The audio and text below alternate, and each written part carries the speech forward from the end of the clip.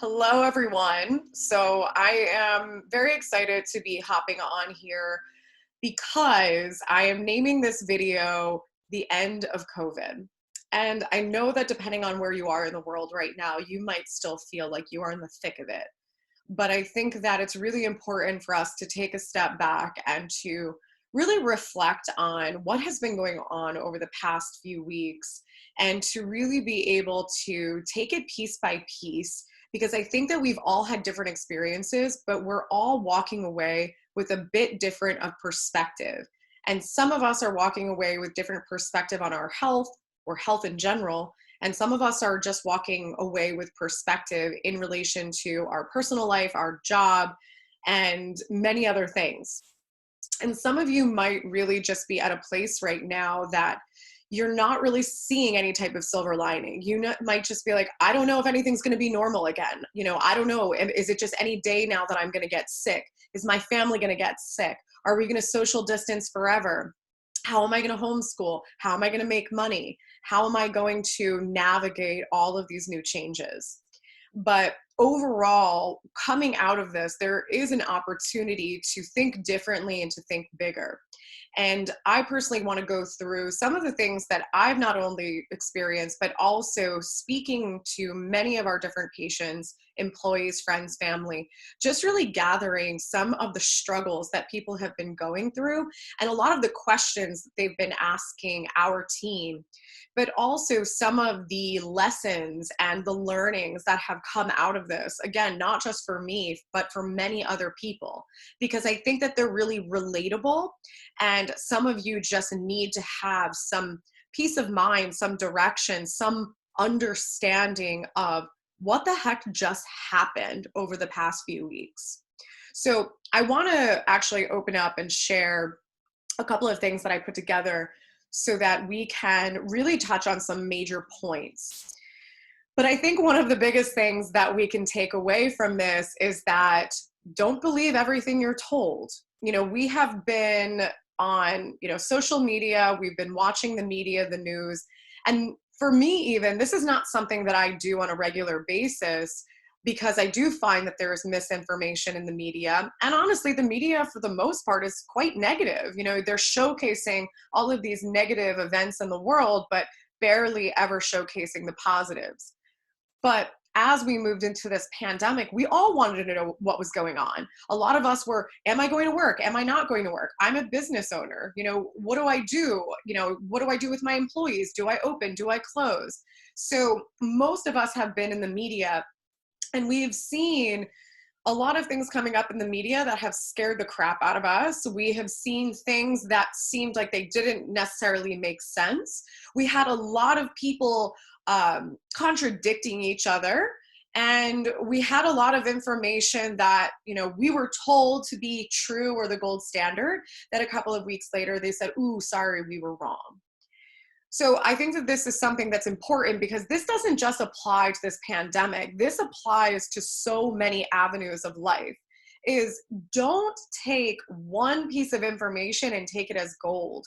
We have to always ask better questions, do our research, know where the research is coming from. Because if I have one more medical practitioner that wants to rant and rave about, medicine, it has to be evidence-based, clinical trials, this and that. But when you really actually look at most of the research that is put out there, it doesn't always match real life clinical people. It doesn't match people like you that are going to your doctor feeling like crap and being told, your blood work looks normal, so it must be in your head. You must be anxious. You must be depressed.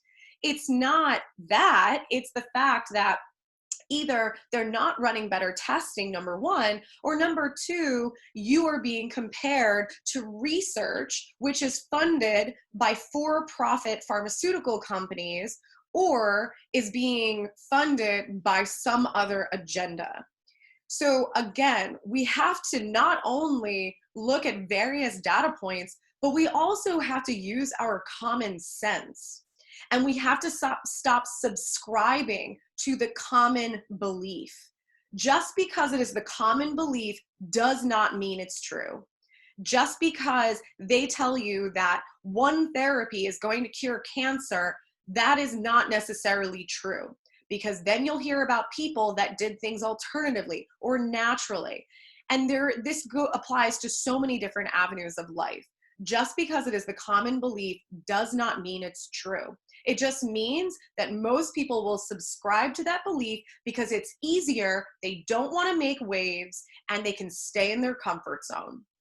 So do not believe everything that you're told. And if you have not been able to see through that when it comes to this pandemic, then just go back through and look at old news reports to the current news reports. They're finding so many contradictions and and they're also finding that the media is really exploding information that is misinformation, that is putting us in a fear state, which is allowing us to follow the agenda, stay home, be sheep, don't speak up, don't stand up for yourself, don't have a voice. And if we have more people that are going to take that step back and say, let's leave it to the quote unquote experts, then we are more easily controlled.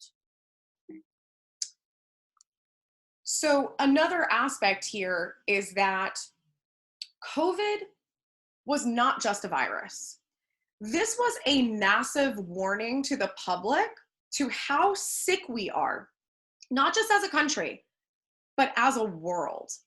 And this was something that I explained in my other videos. And this is something that I have explained over and over again to my patients, even my employees. And I've explained to them that the people that we are hearing about that are passing away from this virus is because these are people that already had many pre-existing conditions, if they knew it or they didn't. And then we hear, but it's preying on the young. This is such an aggressive virus. It's preying on the young. Guess what? The young are just as sick as the old. The young are radiation toxic because all they do is sit on technology with AirPods and video games and cell phones. They are also eating the worst diet because all the foods that are marketed to them are processed foods that contain chemicals and no real ingredients.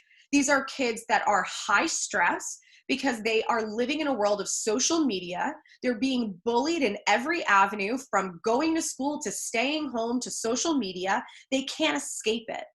So you want to put a combination of toxicity, poor diet, stress, all together, then what's going to happen? We are going to have a sick, young generation.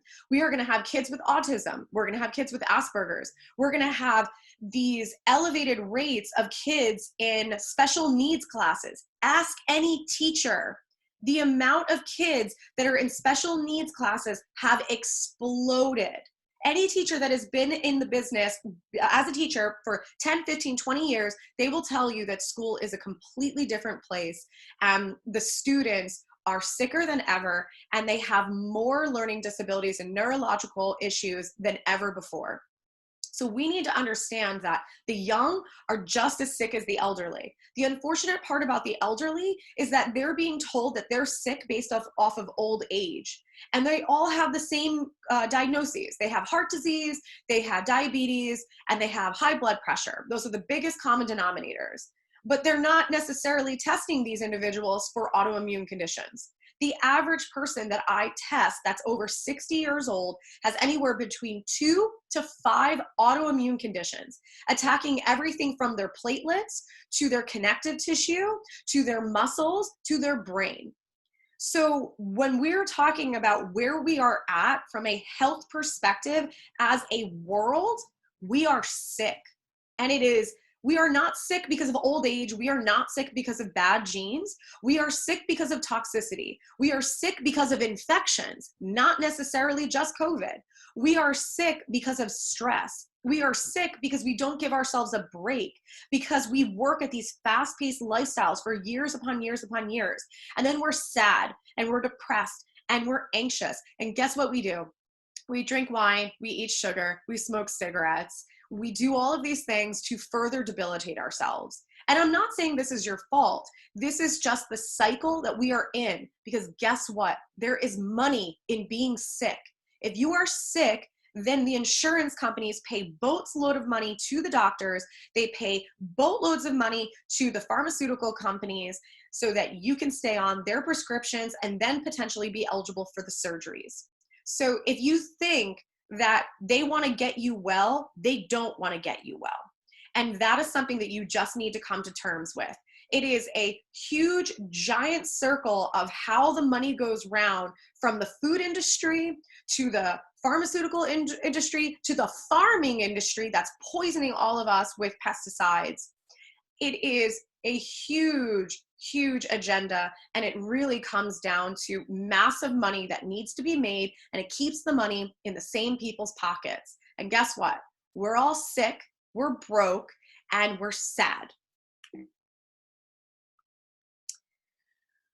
So when it comes to understanding why were we not prepared for something like this? Why were we not able to tackle this fast? Well, there is a lot that conventional medicine still does not know about efficiently supporting the immune system. This is huge. This is something that I teach to many other physicians, as well as teach my patients. It's not always about killing. It is not always about, you have the sinus infection, take the antibiotic. Oh, you have this infection, also take an antibiotic. Oh, you have this virus, take an antiviral. It's not always about that, because that has gotten us into a lot of trouble. We are now dealing with infections that are antibiotic resistant. And this is happening because we've overused and abused these types of medications. In addition to that, I have worked with so many different patients that have come to me with chronic infections. I'm talking Lyme disease, I'm talking viruses, Epstein-Barr, I'm talking parasite infections, I'm talking, all the things. And they have come to me usually after working with conventional doctors, functional doctors, holistic doctors, but it was the same approach. It was, let's kill with medication, or let's kill with herbals or nutraceuticals or vitamins. Guess what? It doesn't always work. Sometimes it does, but it doesn't always work. If you take a step back and you actually understand immunology and how to support the immune system, then you are going to get better results in the event that there is an acute issue. But secondarily, it's also about prevention. It's not always about being reactive. How can we be preventative? And being preventative really starts with, how well does the immune system work, and how well do the detox pathways of the body work? And if you want to learn more about the detox pathways, definitely check out my webinar archive. You can access it through our website, where I've done 48 webinars on all different types of conditions and how the immune system plays a role. But for sake of simplicity, it's just understanding that you can kill whatever you want, but if you don't have an immune system to gobble up the debris and to take care of the endotoxins and to get the crap out of your body, then you are not going to succeed, and you are still going to end up with more problems. So we need to understand that even if you got COVID and you were able to recover, you still need to pay attention to your immune system and do something proactive for your immune system. And if you don't believe me, then why are we living in an epidemic of autoimmunity? Ask anyone who has children that are teenagers and younger. Celiac disease, Hashimoto's thyroiditis. There are so many autoimmune conditions that are just classified as the normal. Celiac disease numbers are skyrocketing around the globe. So if we knew how to better tend to the immune system, then we wouldn't have this much autoimmunity. We wouldn't have these many sick kids. We wouldn't have these things. We wouldn't be in such fear of a virus if we actually knew how to better support the immune system. In addition, so we follow the trends of COVID clusters that coincide with areas of most toxicity. So there has been a lot of information floating around. There has been information about COVID was the worst in the areas where there's dense populations. Okay. COVID was the worst where there's 5G. Some of you know what that is, some of you don't. They're putting up towers to try to create super internet. It's a lot more complicated than that. But at the end of the day, it's a lot of radiation. There's a lot of unknown. Unfortunately, as the people, we are the experiment, but it is known to create a lot of damage to the DNA. So, okay, 5G, overly dense areas or populated areas. But when I started to read articles from specific scientists that were studying more environmental issues, this is really what resonated with me the most. And I'm saying this based off of my clinical experience. So what I see from a clinical experience is that we are toxic. And I'm not just talking you, I'm talking me. I have been on a journey to deal with the level of toxicity that I had in my body. I grew up in Newark, New Jersey. Some of you live around here and know the area. Some of you have been to the lovely airport of Newark. We all know that it is not the most glamorous area, but it is one of the most toxic places in the world. It is practically a nuclear waste dump as well as a massive Superfund site due to contamination from DDT, also known as DEET, as well as Agent Orange. In addition to that, I also ate a boatload of fish in my life. I was a pescatarian for 10 years. I had mercury toxicity from that. And in addition, I've also acquired many pesticide issues over the years, not knowing what organic was. Listen, I grew up the same as everyone else. I didn't know about organic. I didn't know that there was a difference between wild and farmed fish. I didn't know those things. So by the time I caught on in my late 20s, I already had a massive boatload of toxicity. So you have to understand that toxicity is playing a role in every single one of you, because it's impossible for us to eat clean and perfect unless you live on a farm and you grow all of your own food. But in addition to that, the areas that are reflective of the most COVID cases are the same areas that they have found massive saturation of pesticides, including the pesticide called glyphosate, which is also known as Roundup. So this is affecting areas where there is a lot of exhaust and jet fuels, because glyphosate is not just used as a pesticide, it's also in the emissions of jet fuel as well as gasoline. So in addition to that, it's also in a lot of rural areas because of the runoff from the farms that's contaminating the waters. So there is a lot of density of this glyphosate toxicity and other pesticide toxicities, and also Superfund sites, which is where you're actually going to see the most cases of COVID. So listen, am I going to sit here and say that's 100% one of the main reasons why people were so affected? No, but I'm saying that toxicity is a huge player and nobody's looking at that. You ask your doctor about toxicity to test you for heavy metals, you want to open a conversation about pesticides, they're going to laugh in your face. They're like, no, that's not even a real thing. That doesn't affect you. There's no clinical studies. But I will tell you people, it is very, very real. And it is something that I find regularly in the different tests that I do. And it's the people that are trying to get better that keep hitting a plateau because they have all of these toxins and residues in their body. So in addition, we now acknowledge that the infection can drive serious symptoms and chronic illness. So I made this part of this presentation because in the beginning of my practice, we've been doing this for about 10 years now. So functional medicine, integrative medicine, it's a little bit of a buzzword now. 10 years ago, people were like, who the hell are you people? What are you doing? What is this? This is crazy. So there was a massive learning curve for the people that came through our doors. But I can't tell you how much pushback that I would get when I was connecting the dots between their symptoms and their chronic illness and their mystery symptoms to infections. And I'm talking about using better testing to figure out if Lyme disease is part of the puzzle, or if parasite infections were the reason why they have irritable bowel syndrome or ulcerative colitis, or if they have bacterial issues causing their sinusitis or causing their chronic tonsil issues. So people thought that this was such a foreign idea. But now COVID comes along and people are now seeing that there is residual damage from people that were really affected by COVID. Oh, your lungs are never going to work the same. Oh, you are now in liver failure. Oh, you now are going to have irritable bowel syndrome. So now we're finally acknowledging that these infections can actually cause serious symptoms, number one, but also chronic symptoms. So it's not that you can't recover from these things, but this is not necessarily just about using more pharmacology and more drugs. This is about actually fixing the foundation.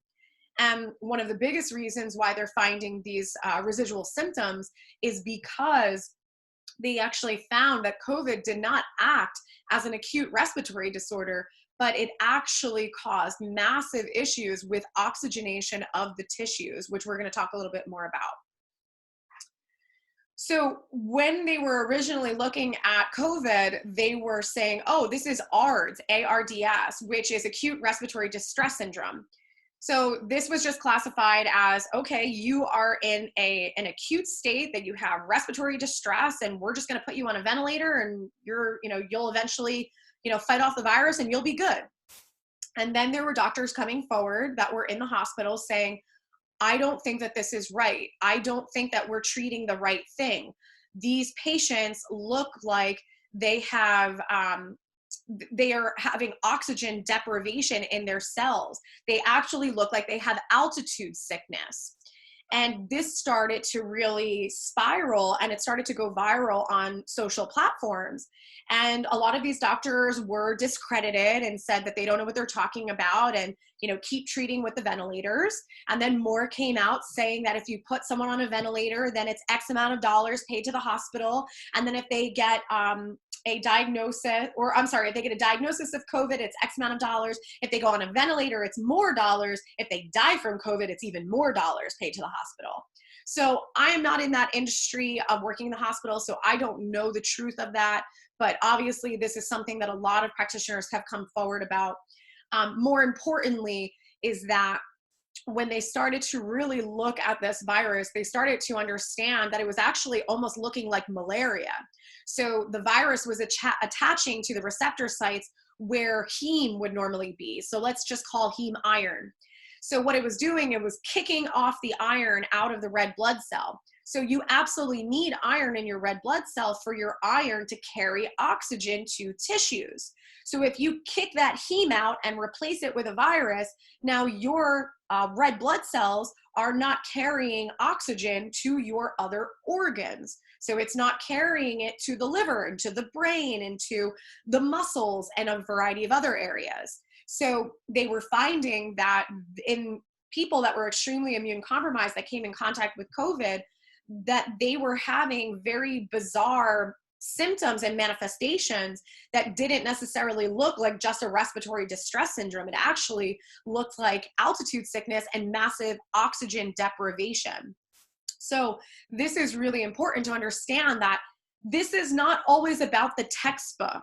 So when you know that you don't feel well, regardless of COVID, from something different, and you're like, I don't feel like myself, my memory is really bad, I'm so tired, I really just my stomach hurts all the time, but my testing is coming back and they're saying that I'm fine, or they said that, this is not connected to this, or that must be in my head. Guess what? Not everything matches the textbook. And it's about doing better testing, asking better questions, and never discrediting your symptoms. Your symptoms are real. You're not crazy. Don't let a doctor tell you you're crazy. Choose a different doctor. So this is so huge, because this is what I hear every day. I hear patients that, they found nothing wrong with me, crying. I feel so crazy. My husband thinks I'm crazy because I've been told by 5 doctors that, everything's clear and I must be depressed. And when the doctors are saying this to you, then your spouse is now discrediting you, and now your spouse is getting resentful. Why can't you just clean the dishes? Why can't you take care of the kids? Why can't you do this? You must be lazy. And it's not that. It's just that nobody has figured out what the real problem is. So as a spouse, please don't discredit your spouse's symptoms, because I can guarantee it is very, very real. They just haven't had the right testing. I've been preaching this forever. We are an integration of systems, and when we look at medicine, it segregates out everything. You have your heart disease doctor, you have the cardiologist, gastroenterologist, you have your nephrologist, you have your neurologist, you have all the ologists. And they all do different things, and nobody talks to each other, and nobody necessarily thinks that anything's connected. Oh, you have depression? Go see your psychiatrist. Oh, you have irritable bowel syndrome? Perfect. Go see your gastroenterologist. But 90 to 95% of your feel-good hormone called serotonin is actually made in your gut. So now you're on antidepressants, which probably don't need to be because you have a gut issue that's not being tended to because your gastro said, well, yeah, you have irritable bowel, just be careful. There's not a lot we can do until it's really bad. If it turns into ulcerative colitis or Crohn's later, then we'll put you on medication. But for now, I can't really help you. Or here, take a Nexium or something like that. Nobody's talking to them about diet. Nobody's talking to them about serotonin. Nobody's talking to them about anything until, it becomes a bigger problem. So when we look at the patients that have passed away from COVID, these are people that it's not that they just randomly got hit really hard. These were people that either had diabetes, some metabolic syndrome, they were obese, they had kidney disease, they had pre-existing lung conditions, they all had liver disease, they had gastrointestinal disease, they had neurological issues, they had autoimmune conditions, they had all of those things. Those are the people that fell prey to the virus. So we need to understand that the body is an integration of systems. So if a virus that's classified as a respiratory virus can actually cause someone to pass away because it is having a massive trickle-down effect into the other organs, we need to consider, how does any other infection affect the body? Other infections are not, they're not just going into your sinuses or just going into your gut. They can easily be in other areas that are completely being missed. I'll give you an example. One of the things I see all the time, oh, my knees, I have knee pain. Half these people that have knee pain have infections in their knee. Strep, like strep throat, in people's knees all the time. Lyme disease, in people's knees all the time. I find these things on a regular basis. So you have to understand that it's not, nothing is separated. Everything is working together, and anything can affect anything. So we need to understand that with our health so that you're not seeing 20 different ologists that nobody's talking to each other, and they're putting you on a variety of medications that eventually end up interacting with each other. So another big one is that I think for any of us, we went into panic mode. We were like, what the heck can I do? I need to protect myself and my family from this virus. So what did we do? We started researching, what supplements can I be on? Some of you never took supplement your whole life, but maybe you did after COVID. But what we realized is that vitamins, as well as mechanism-specific medications, can work on very serious conditions. There are certain people that either had COVID and recovered by just doing vitamin D, vitamin C, propolis, andrographis. If you're wanting to know more about that, please refer back to my first COVID video where I talked about all of the immune boosting modalities that would protect you. But there are certain people that did that as a preventative, and then there's other people that used that as they started to have symptoms and were able to recover. But then there were other people that were given hydroxychloroquine, which was a big to-do all over the media. But the reason why that was effective is because it actually blocked the virus from attaching to the red blood cell, which then prevented the whole thing with the iron being oxidated and then being pushed out of the red blood cell. So what they've used this medication for in the past is actually for malaria. And it was a way to protect the iron molecule in the red blood cell to prevent the cells from losing oxygen. So again, this was mechanism specific. So when they were able to decipher, hey, this is the bigger problem with COVID, is that it's displacing all this iron and causing lack of oxygenation to the organs, then they were like, ooh, we've used this in the past for something that is similar, malaria. And they were able to see massive success with it. They saw even better success with it when they combined it with vitamin C. So when it comes to medications, Stop letting your doctor put you on the medication that's the cookie cutter. Oh, you have Crohn's disease? Okay, we're just gonna put you on this immunosuppressant. If it doesn't work, we'll choose a different one. You know there's tests for those things. They can test you to figure out what medication is best. That exists. Nobody uses it. Same thing. Supplements, vitamins, immune boosting, all of that. We test everything. We test everything. So if you come in and you have a specific problem, if you have ulcerative colitis and Susie has ulcerative colitis, your protocols will be completely different. And the reason being is because we customize your protocol down to the DNA level. So we will actually challenge different things against the DNA to see what is going to neutralize the stress. So some of you might do awesome with high dose vitamin C. Some of you might not. Some of you might do better with andrographis.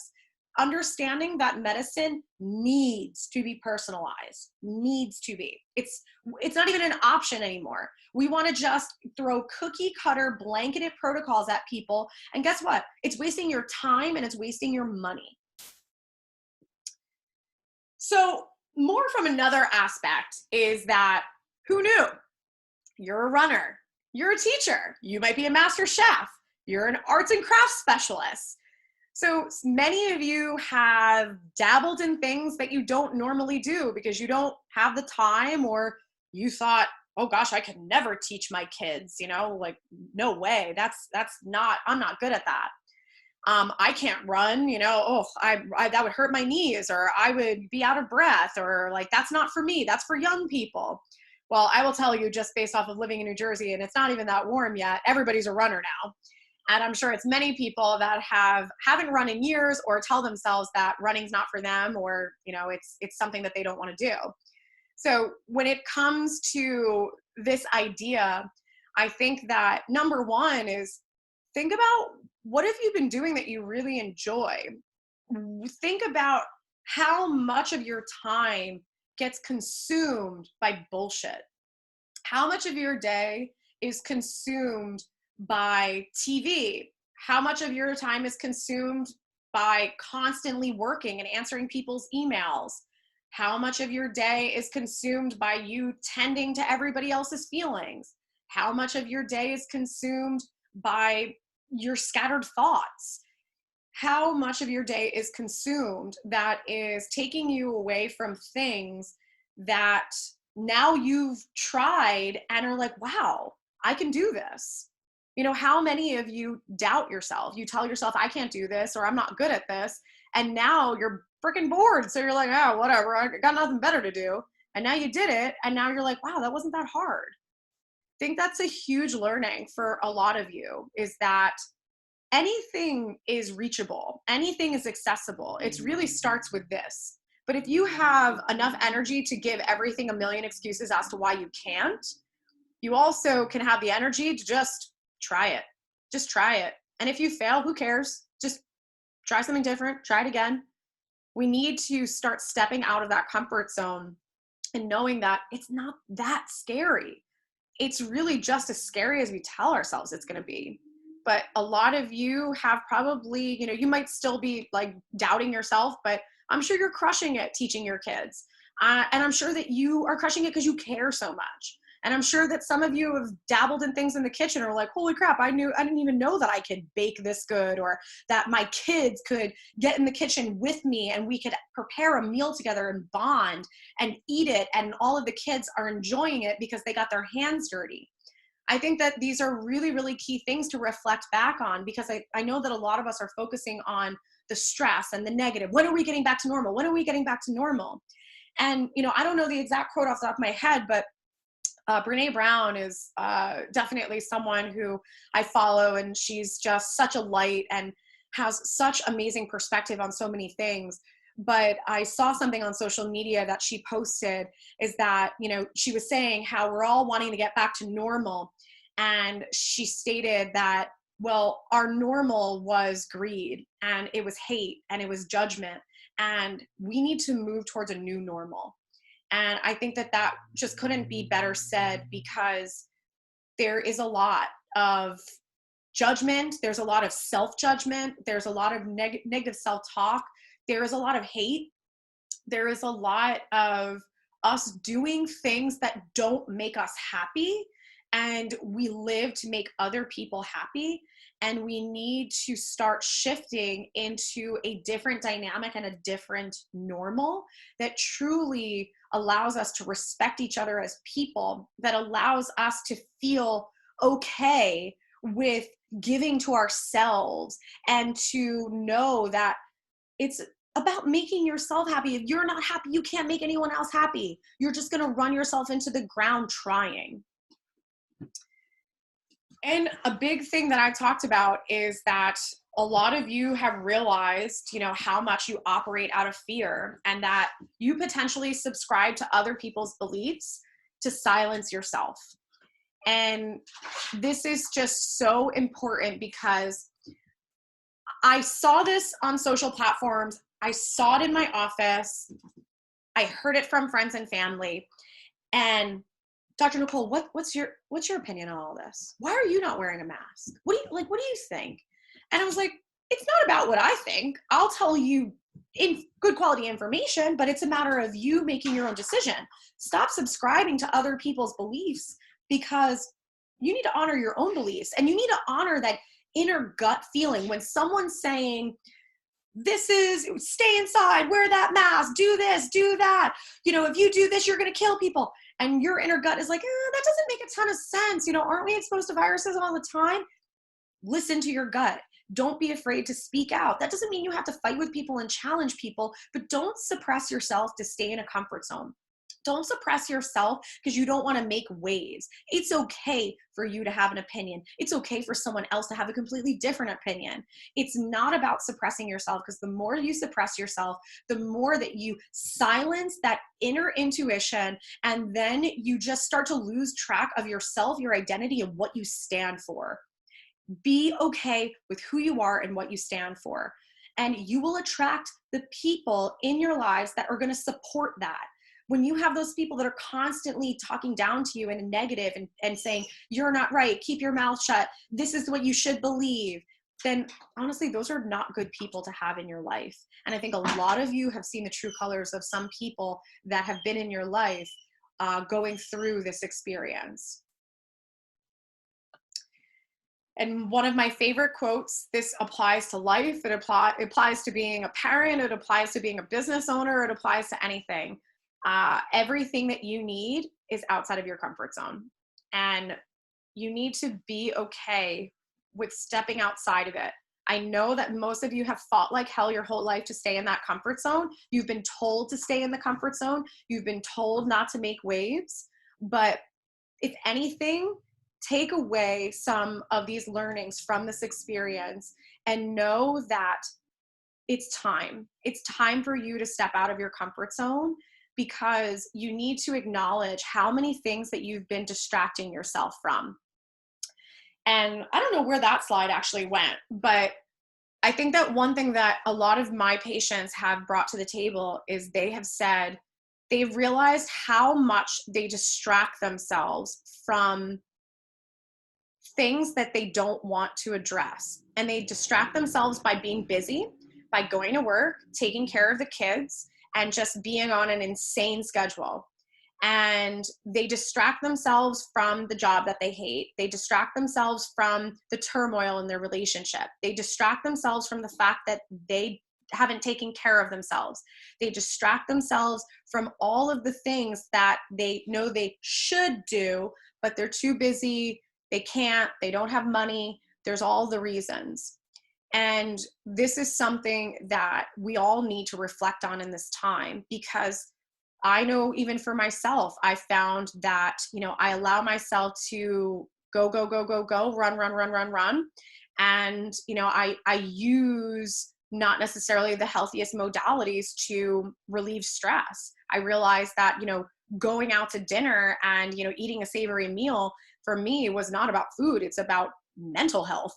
And I'm not saying that I'm not going to do that in the future, but I realized that it was a coping mechanism. Instead of changing my reality and saying, hey, maybe I need to cut some hours, and hey, maybe I need to create more balance in my schedule, it was just, oh, I had a rough day. Okay, well, let's just go grab food somewhere. I can't even think about cooking. And, you know, a lot of us are having these eye-opening experiences of how much we, you know, how many things might be imbalanced in our lives and what we're doing to distract ourselves. So it's time for us to reflect and to realize that we are in the driver's seat. We have the ability to make those changes, but it starts with usually getting out of your comfort zone. So what is your next step to get out of your comfort zone? You know, it's really for you to reflect on. And I know that some of you might be listening and just be at an all-time low. You might be like, I haven't worked. I have no money. I don't know what I'm going to do. Like, I don't know if my kids are going to go to camp. Like, I don't know if I'm going to have to homeschool forever. You know, there's a lot of unknown. Listen, I totally get it, but it's really taking that step back to think about the bigger picture, not the now, but even the couple of weeks from now, the couple of months from now. If you have an opportunity to make a shift, you know, what would that be? How can you best prepare for it? Nothing is impossible unless you just decide to say, screw it, I'm not going to do it. So it's really, really key for us to take away some of these learnings and start thinking different. And it's also, when it comes to our healthcare, it's getting out of this model of thinking that everyone deserves the same care, that there's going to be one pill that's going to fix our issue, that there's going to be one vaccine that's going to eradicate this virus. We need to start thinking critically and understanding that there is a foundational problem here. And the foundational problem here is that conventional medicine is not looking at you as a whole person. It's not running better testing. It's not acknowledging that alternative therapies could be good for you. It's not even using mechanism-specific medicine. So we need to start thinking bigger about how we are going to stay healthy and keep our families healthy. And that starts with better doctors, better testing, and a personalized approach to healthcare. So some of you that are really just struggling right now from an emotional perspective, I wanted to make sure that I put this in here because I think a lot of people don't even know that we offer this at our office. But I definitely invite you to check out on our website something called the Demartini Method, and you can check out our YouTube channel as well to learn a little bit more about the process. But this is a process that Dr. Nick offers in our practice that really helps people to work through limiting beliefs and to work through emotional adversities and to really shift their mindset to move towards, you know, the life and the person that they want to be. And it's really, really an amazing and impactful modality. But I think that this could be really helpful for a lot of people that are just like, I don't know what to do next, but I can't go back. I can't go back to that life. I can't keep distracting myself. I can't keep just, you know, running on the merry-go-round and making everyone happy and just destroying myself and destroying my mind and my body. So please know that there are really effective ways to go about that. Obviously, talk therapy is one of the most well-known, but the Demartini method is something that is truly groundbreaking and has changed the lives of many, many of our patients. So it's something to definitely take a look at. You know, for those of you that have been affected by COVID, or if you've seen people that have, you know, even passed from COVID, integrative medicine is the way to go. And this is, you know, the starting point to really start to decipher what is going on in your body that conventional methods have been missing. And then some of you might just need to get the hell out of your house. You might just be like, oh my God, I'm gonna lose my mind. I just need like to do something for me. Come in, do an infrared sauna. We're open. We've been open the whole time. We're essential. We're taking precautionary measures, but you know, just get out of your house and do something positive for yourself. Get a craniosacral therapy with Dr. Phil. There's many things that you can do. And for those of you that have been binging out on sugar and wine and all of that, DIY, do-it-yourself cleanse. So we're going to be kicking this off in about a month because I know that we all need it. But the DIY cleanse is going to be either a 10-day or a 21-day cleanse.